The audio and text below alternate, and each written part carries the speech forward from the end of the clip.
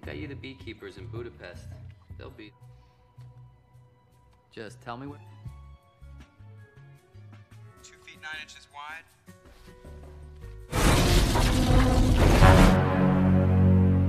Halo Sambaters, sudah sarapan, cuci muka, atau cuci mata? Masih bersama saya Om Kun. Kali ini Om Kun akan membahas alur cerita The Italian Job tahun 2003. Film ini menceritakan pencurian emas yang spektakuler, yaitu emas yang senilai 35 juta dolar. Tanpa banyak spoiler di awal, karena hari ini Om Kun mau ke Pegadaian untuk menggadaikan kalung emas. Aduh. Siapkan handsfree, kopi, roti, TV, sapi, santi, sari, siti, susi, supri, dan without ngenteni long again, langsung saja.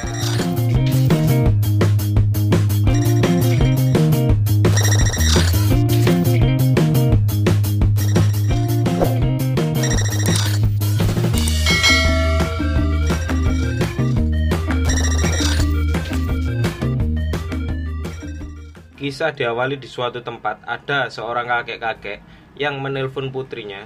Ini dia orangnya. Dia adalah John Bridger. Selanjutnya sebut saja John.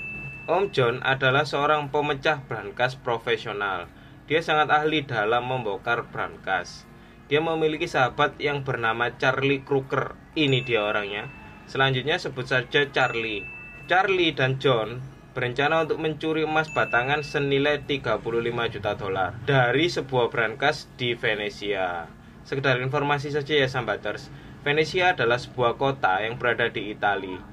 Venesia adalah kota di atas air yang menjadi tujuan wisatawan di dunia. Lanjut, brankas itu adalah milik sebuah gangster di Italia. Untuk itu, Charlie dan John membentuk sebuah tim. Tim tersebut dipimpin oleh Charlie Crooker, seorang pencuri profesional, Lyle atau Napster, seorang hacker atau ahli komputer, Rob, seorang pengemudi, Steve, orang dalam mereka, dan Lev R, seorang ahli peledak. Aksi pencurian mereka tergolong unik. Mereka membuat lubang dari bawah lantai dengan presisi dalam waktu singkat. Mereka berhasil membuat lubang-lubang itu di lantai yang posisi brankasnya berada di lantai 2.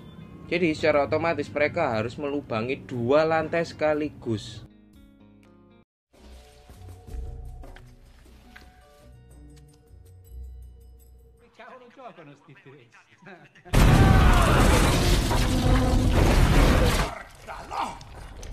Brankas pun terjatuh dan diangkut oleh Rob. Rob menggunakan kapal boot dan melarikan diri. Aksi kejar-kejaran yang seru pun terjadi.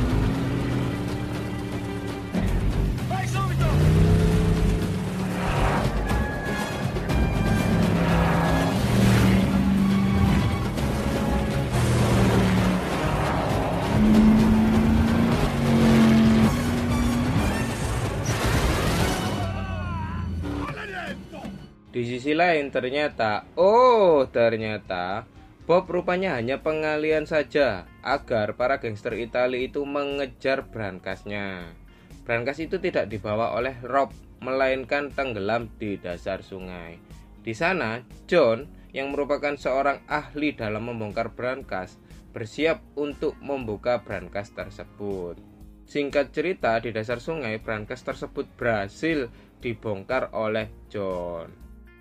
John dan Charlie pun memindahkan emas batangan yang berada di dalam brankas itu ke dalam tempat yang telah disediakan sebelumnya. Singkat cerita, John dan kawan-kawan berhasil memindahkan emas itu dengan sangat mulus. Semua berjalan sesuai dengan rencana Charlie, tidak ada kendala sedikit pun. Saat berkendara menuju Austria dengan membawa emas curiannya, tiba-tiba mereka dihentikan oleh sekelompok orang yang ternyata mereka adalah orang-orang suruhan Steve.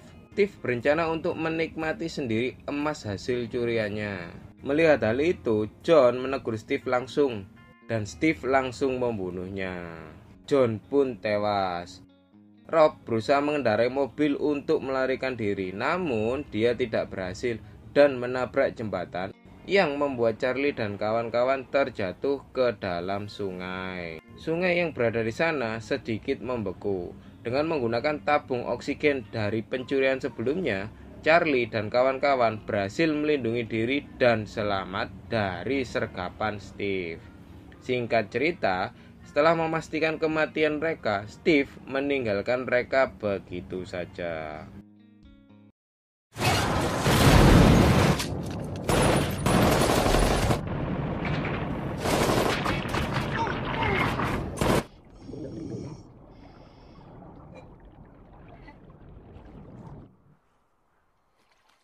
Setahun kemudian di Philadelphia, ada seorang gadis cantik yang memiliki keahlian seperti John. Ini dia orangnya. Dia adalah Stella. Stella adalah putri John. Dia juga memiliki keahlian yang sama seperti ayahnya. Namun, Stella tidak menggunakan bakatnya untuk mencuri, karena Stella bekerja di kepolisian setempat. Setelah menjalankan rutinitasnya, dia pulang ke rumahnya dengan mengendarai sebuah mobil mini. Ternyata, Stella memiliki hobi berkendara dengan kecepatan tinggi. Singkat cerita, Charlie datang dan menemui Stella. Charlie mengetahui bahwa Steve telah muncul kembali dengan menggunakan identitas baru dan telah mengganti namanya. Charlie kembali mengumpulkan tim dan juga berusaha untuk merekrut putri John. Charlie melakukan ini semua bukan semata-mata karena uang. Dia bermaksud untuk membalaskan dendam dan juga memberikan penghormatan terakhir kepada John.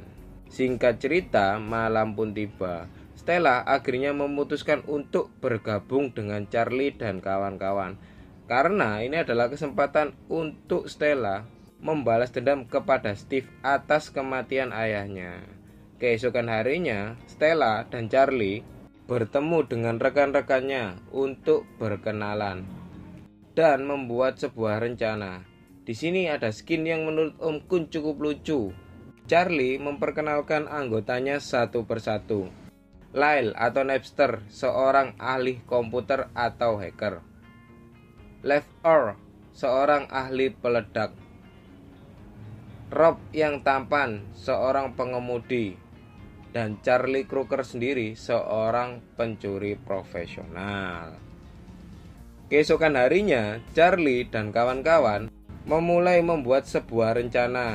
Mulai dari mengintai keadaan rumah Steve, menyusuri rute transportasi, sampai pada akhirnya mereka memutuskan untuk mensabotase saluran TV milik Steve. Sebelum rencana mereka dimulai, terlihat Steve memasuki toko perhiasan di malam hari. Ternyata di sana adalah tempat Steve menjual emas hasil curiannya. Karena jumlahnya terlalu banyak, Steve tidak bisa menjual emasnya secara langsung. Dia menjual 2 batang emas setiap kali datang ke toko emas itu. Steve menjual hasil emas curiannya itu melalui perantara yang bernama Yevon. Ini dia orangnya. Keesokan harinya, Rob menyelidiki perusahaan TV kabel yang digunakan oleh Steve. Singkat cerita, Stella menyamar sebagai seorang teknisi TV kabel dan mampu memetakan kondisi rumah Steve sehingga memungkinkan mereka untuk menentukan lokasi brankas. Lokasi brankas Steve yang berisi emas batangan akhirnya dapat ditemukan oleh Stella. Check out the camera. You're in the office. You need to look.